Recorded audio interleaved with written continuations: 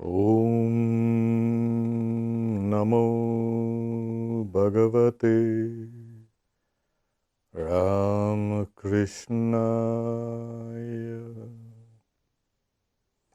Om salutations to Bhagavan Ramakrishna. Approaching meditation.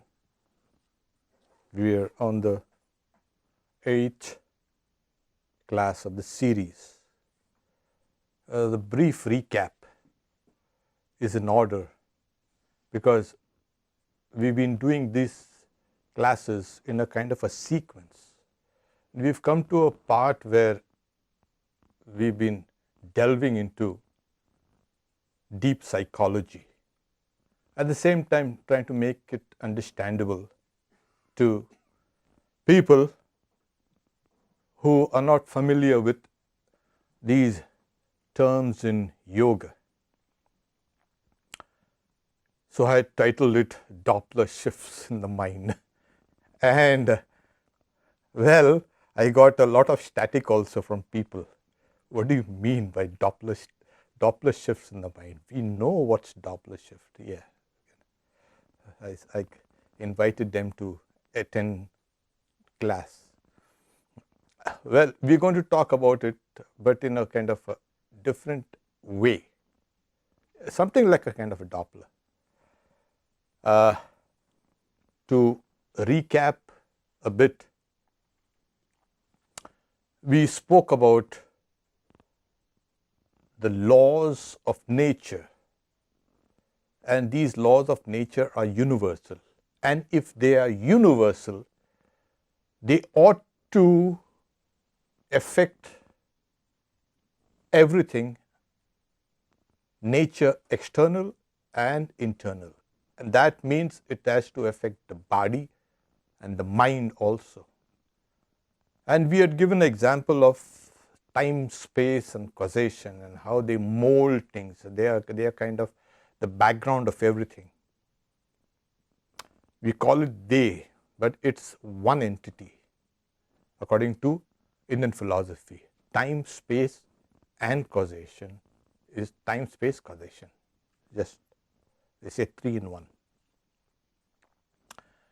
So that being said, even something like Doppler shift, yes, okay, fine.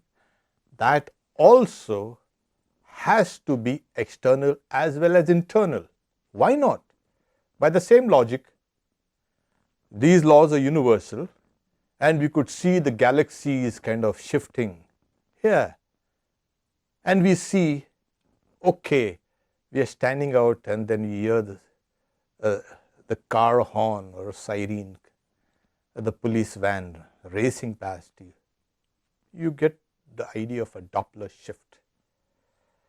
Now, before we can get into the nitty-gritty of these shifts in the internal world, we are going to, like I said, a recap of certain kind of name and form. Okay, every word or a sound or word in a language is accompanied by an idea. It's called the name and form of what? Of the mind. The same name and form exist everywhere, outside as well as inside. So there's a new term coined for that. It's like ideesthesia. It's something like synesthesia or synesthesia, like a stimulus from a particular object getting into one particular sense organ is translated by and interpreted by another sense organ. For instance, you hear the sound of B flat, and so there are some people who can see B flat as a red color or a blue color, or some people see red color and the sound, the B flat or whatever, it hits you. So these things, the name is always associated with the mind, And that's why they are calling it the ideesthesia. The idea is associated with that sound. And the sound can vary in different languages, but the idea is always associated, and this is what is called the wave in the mind, or the vritti, chitta vritti. And as we can understand, these chitta vrittis, they rise, it's a cognition. Whenever a wave or a name and form rises in your mind, there is a cognition. A cognition is definitive knowledge. This, I know this chair is there in front of me. So, knowledge free from doubt. But as it rises, and nothing stays for a length of time, it fragments and goes down, and it leaves a mark, and these are called traces in the mind, or what is called engrams, or just plain memory. No cognition leaves you without leaving its mark, a trace. And these cognitions are again revived. So, if this is clear, then we can kind of proceed. We spoke about waves, and it is actually a wave. Now, if you look at this Doppler, the Doppler effect, okay. Before we can go into that, I had also spoken about every cognition has got two parts. First, that comes quickly, and the second is a delayed one. And I had given an example of, you see a lightning and then you hear the thunder rolling. Or you switch on your Wi-Fi and then it takes a few seconds for it to come on your device. There is a slight delay. So, the first cognition rises and falls. So, that has two parts. The first one, that's the Doppler effect. That's a nice one.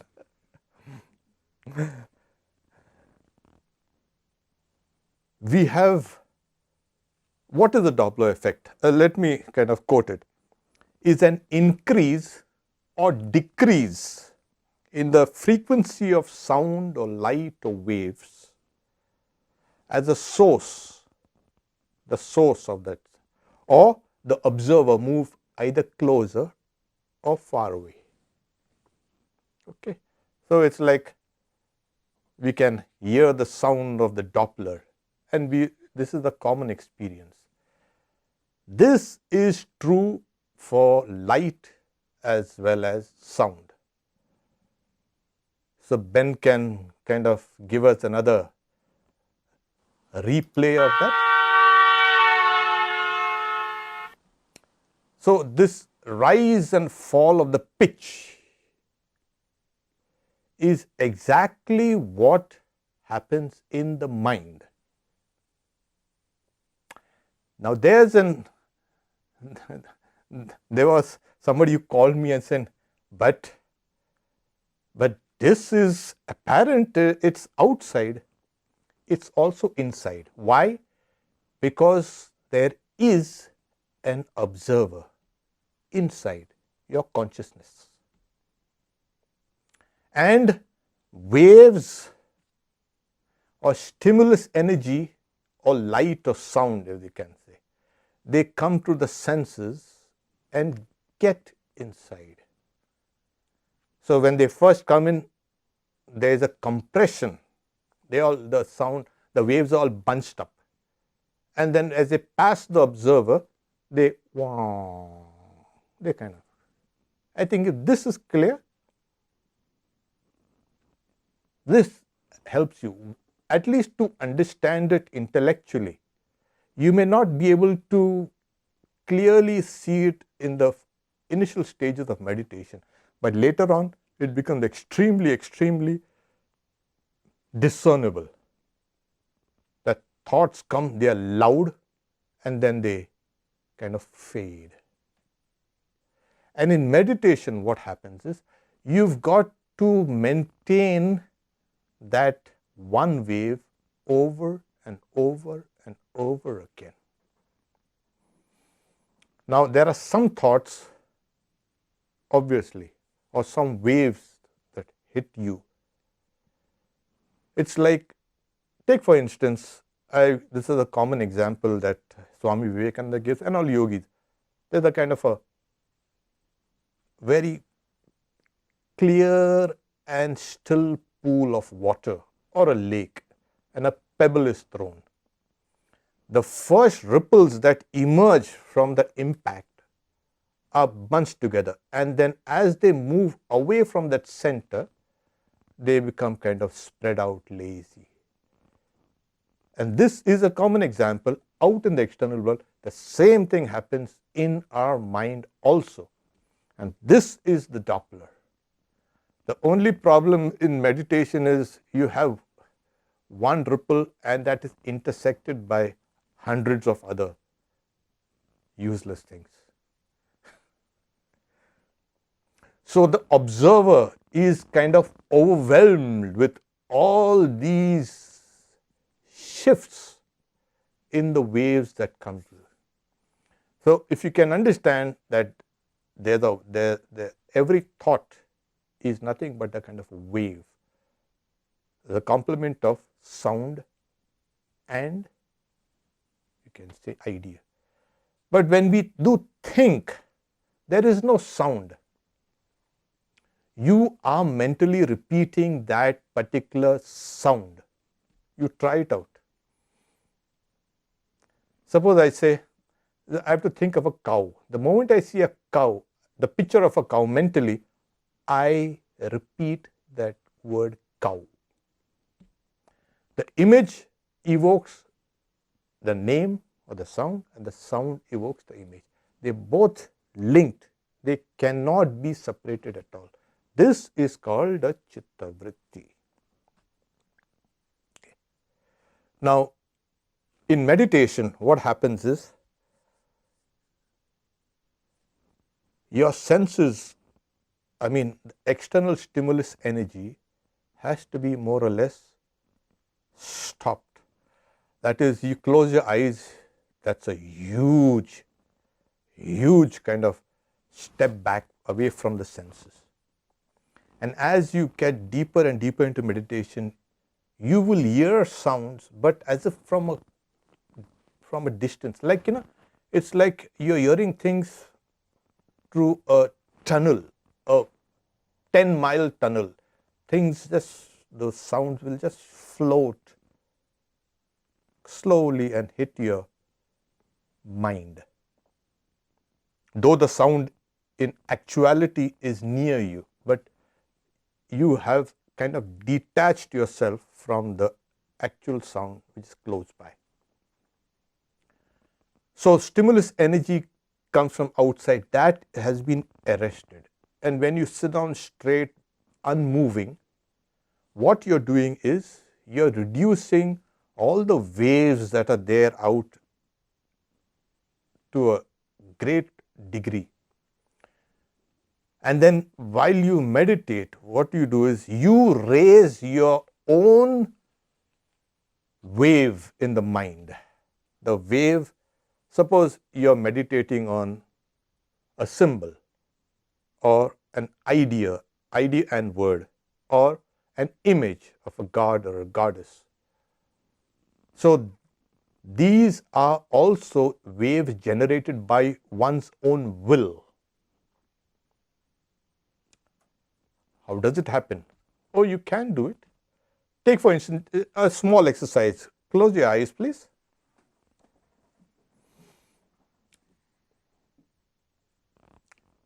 Just to show you how. Now, visualize you are alone on a sunny beach with blue water.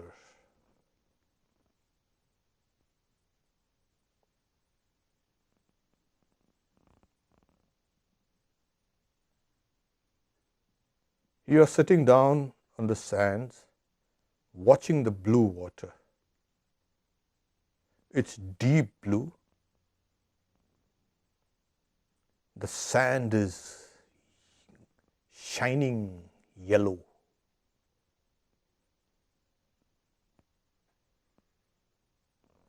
And you're looking at the sun at a distance, which is orange in color.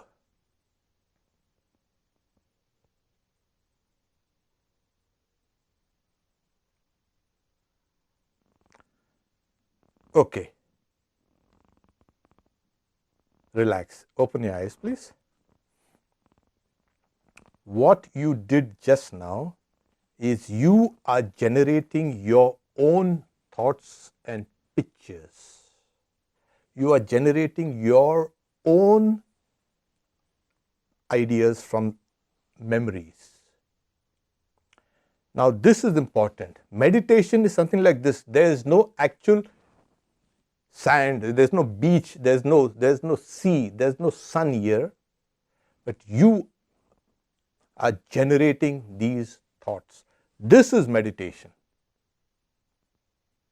Now, if this is clear, now of course, in meditation is you've got to focus on one object, but there is a type of meditation which we will also see in our subsequent classes, where you can take one object at a time and roll along with that.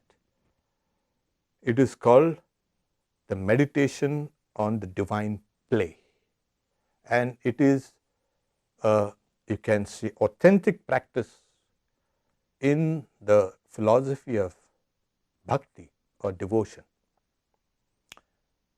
So you can keep your mind engaged in the practices of yoga, or these the concentration. You take just one thought, and focus and refocus over and over again. You raise that one wave, say it's a symbol, like a circle or whatever, anything. It tapers off, and you raise the same wave over and over and over again. Okay? This is what is meditation.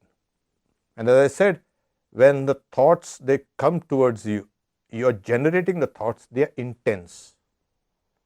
And then they kind of slowly fragment and go down, and you raise that same thought again through the act of will.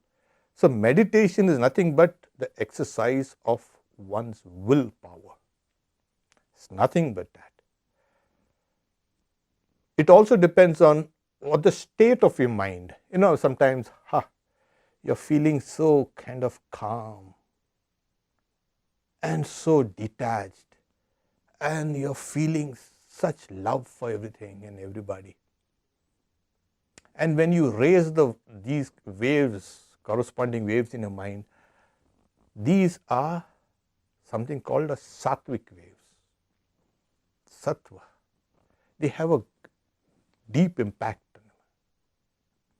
And when you are in a state of restlessness and anxiety, and these waves are raised, it kind of quickly dissipates, because the mind is in a rajas state.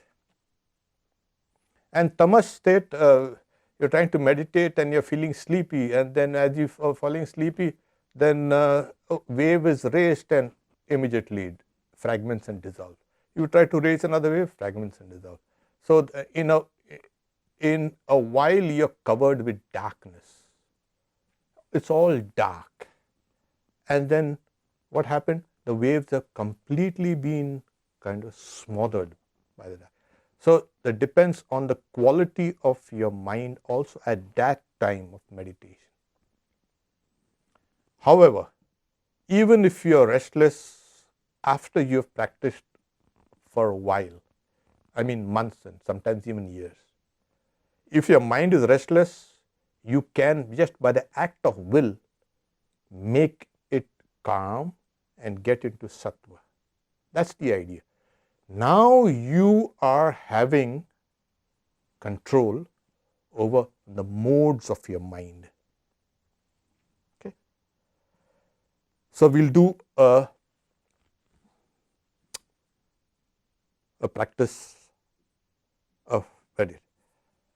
The best instrument that you have is your attention. I've been reiterating this over and over. What is the best instrument that you have, that you are born with? That is your natural, you can say, birthright. That is your own tool within the box of consciousness. It is just your attention. And I want you to use your attention injected with your own willpower while we now practice meditation. A small session to put you into into that mood of meditation.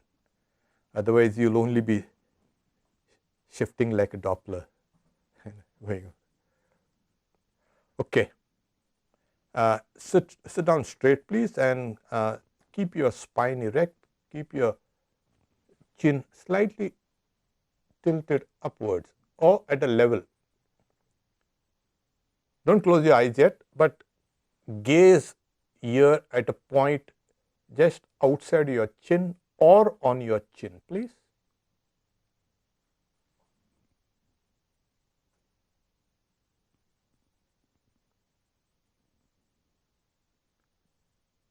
Take a long deep breath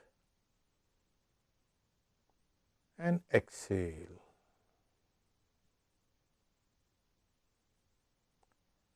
Take a long deep breath, please, and exhale. Now take a short deep inhalation and slow exhalation.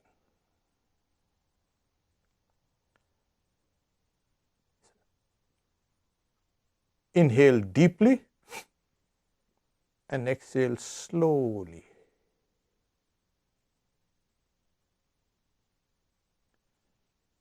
Inhale deeply and exhale slowly.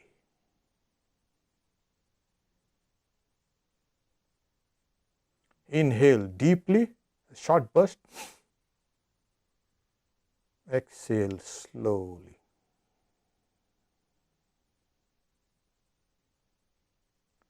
Now breathe normally.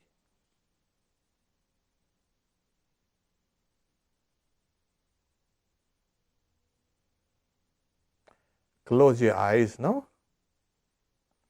and keep that point outside your chin or on your chin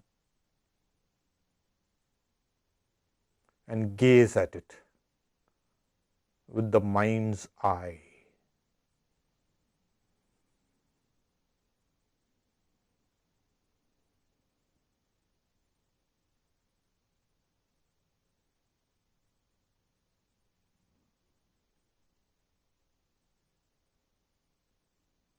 Relax all your facial muscles. Do it with love.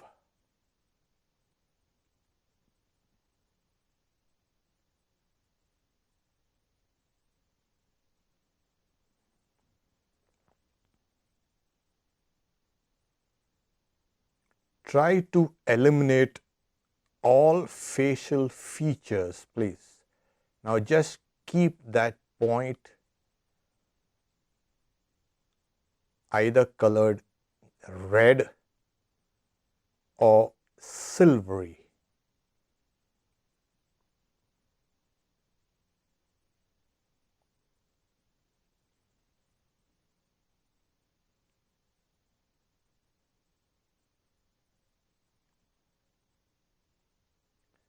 Now visualize that same silvery or red point or a dot or a circle inside your chest, behind your breastbone, please.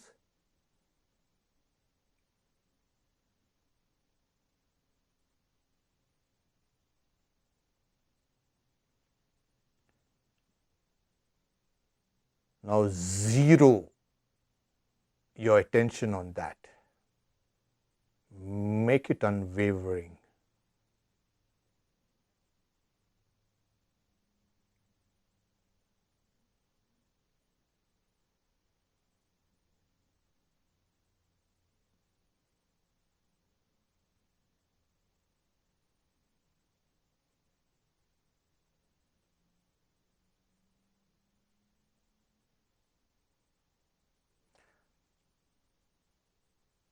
Let go. Become aware of your breath, please.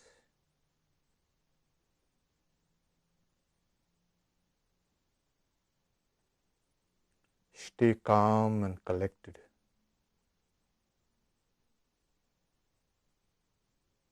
This is a kind of a timeout.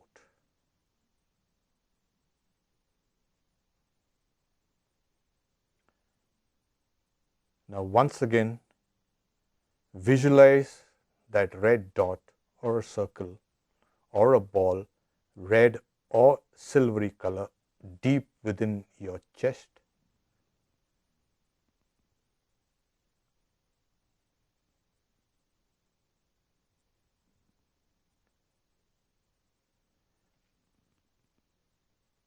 Converge every mental energy towards it.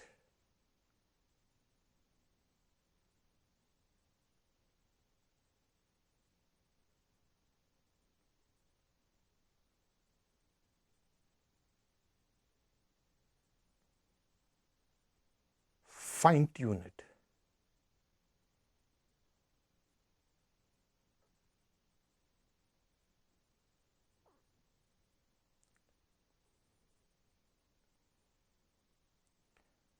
Hold it, and if you must, even clench your teeth,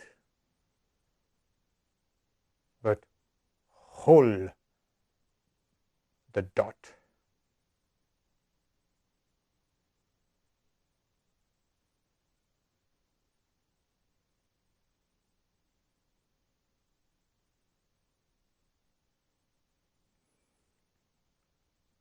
Okay, let go. Breathe easy.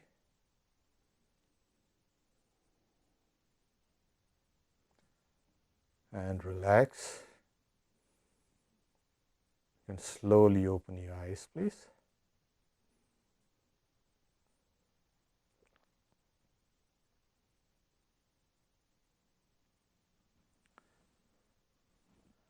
Okay, that was good. This is a foretaste of meditation. No fooling around. No letting your mind kind of wander about you. No, putting it down there.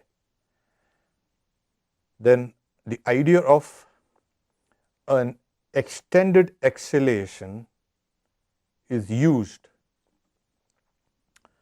to calm your nervous system. It helps when you breathe in and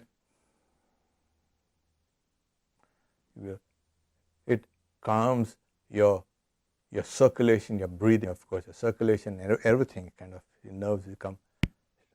So whenever you're feeling restless, etc., please breathe in and then exhale slowly. Okay. What we are practicing now is trying to hold on to one wave or one idea repeatedly.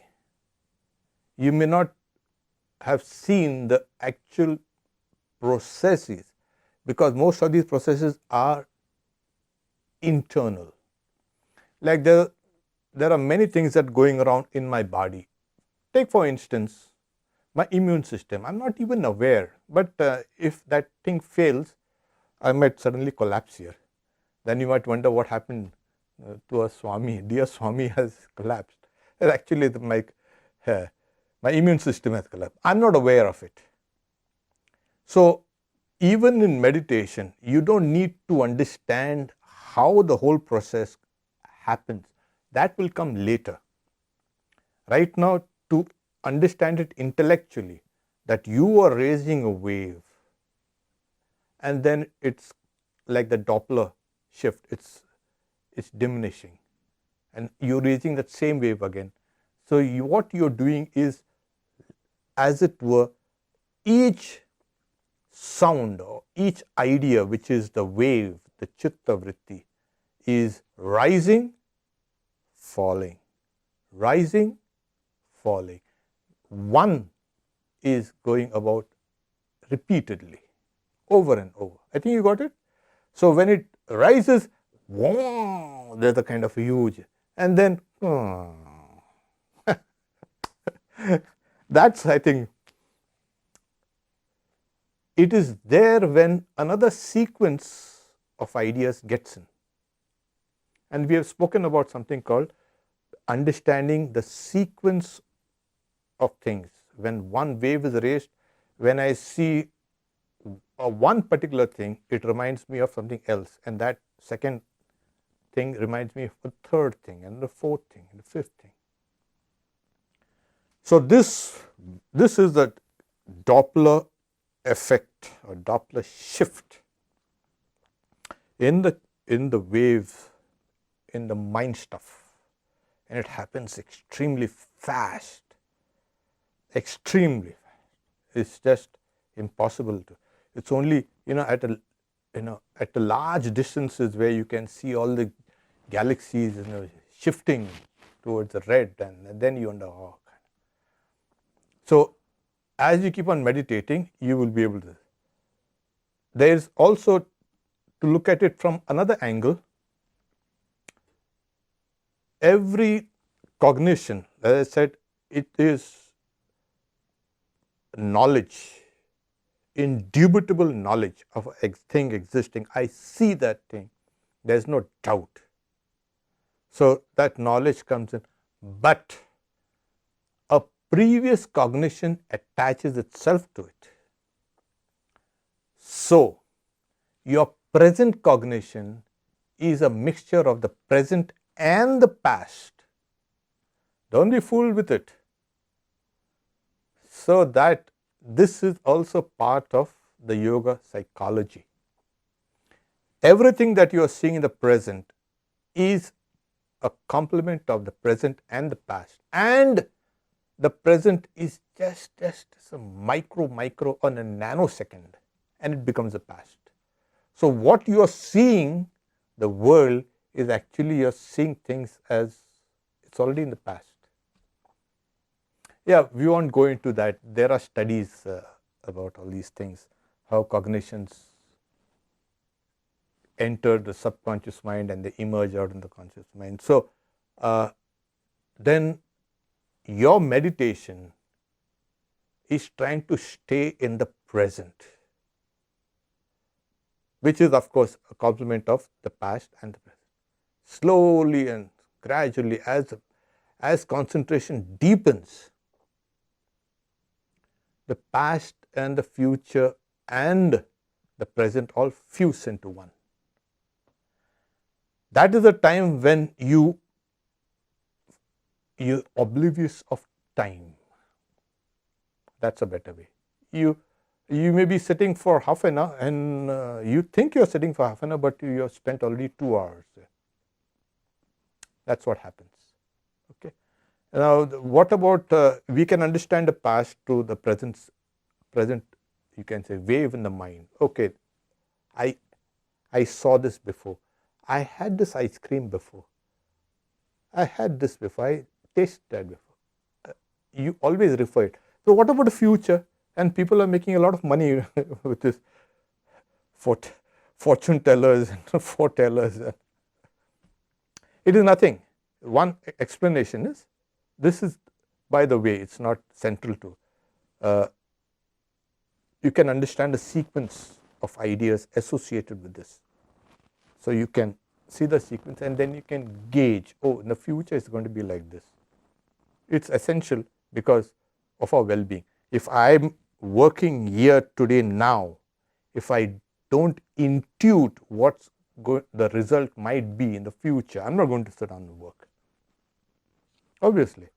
So the mind understands the future through, again, sequence called a vyapti. There is the second way is things come in like a comet from a higher aspect of the mind, and that is again indubitable knowledge free from doubt. So things coming from the higher mind, they use the materials of the lower mind, the conscious and the subconscious, but it comes in from it's like more like the pre-higher mind or pre-superconsciousness. I think that will be better. But superconsciousness is it's a huge can say area that we have not yet explored. Meditation will open the doors. Your job is not to be just be on the conscious level or on the subconscious level. That's instinct, subconscious, conscious, reason, etc. and superconscious. That's a God. So you've got to awaken that goddess there within you by meditation. That's the only way where you can break the door of consciousness. People are kind of worried and curious about consciousness. They have not even understood. They have understood. They are trying to understand the bare bones of just this consciousness associated with this conscious mind, as in the brain. There are huge levels of super consciousness. I don't know what they will do. So,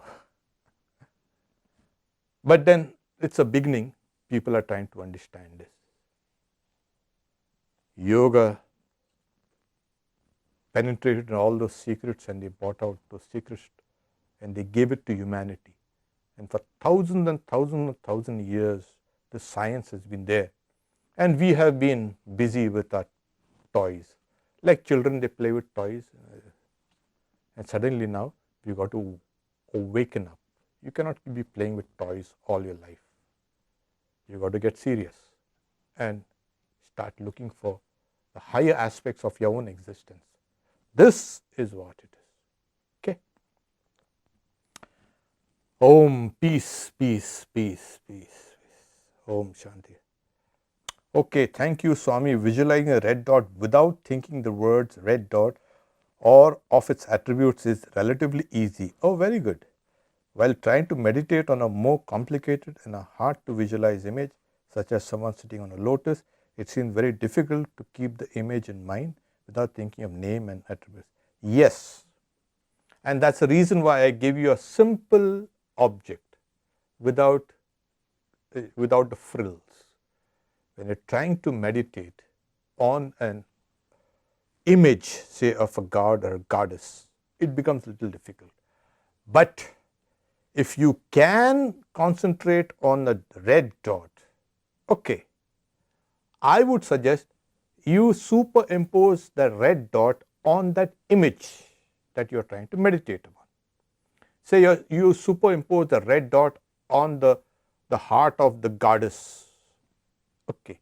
And then, like everything, from that red dot, keep on expanding your attention all over. And that is much better.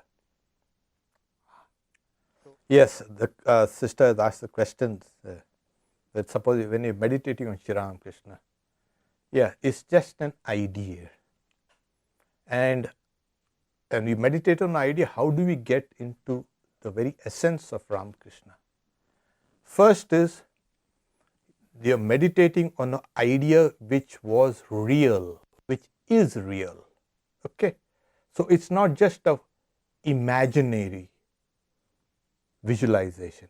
That's every object which has been given by accredited teachers has been realized, or it's real So it's not a figment of the imagination. So you're meditating on something which is and was real.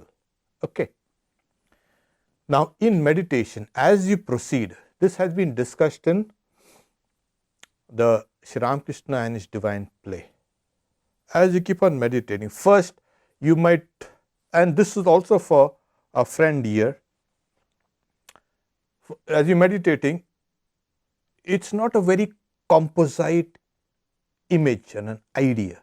Sometimes you see a hand or Sri Ramakrishna's feet or head, or as slowly as you keep on meditating, practicing, you will see the image composite. You will not see just Sri Ramakrishna's leg or his head or his shoulder or his cloth or something like that. You will see the whole thing integrated.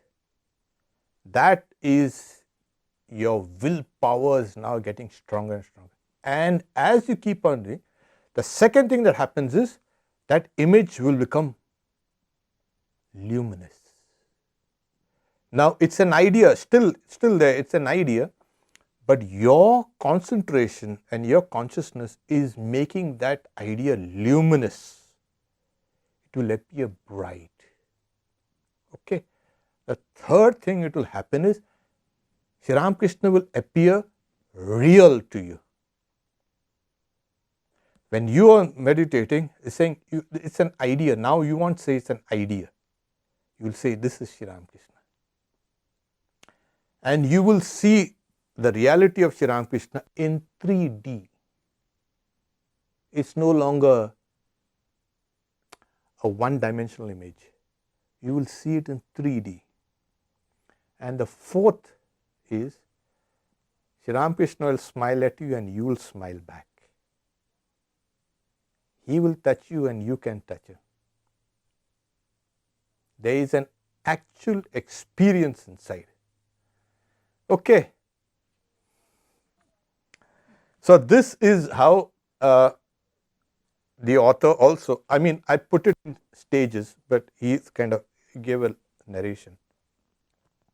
This is what actually happens. Okay. Then you have known that this is the essence of Sri Ramakrishna.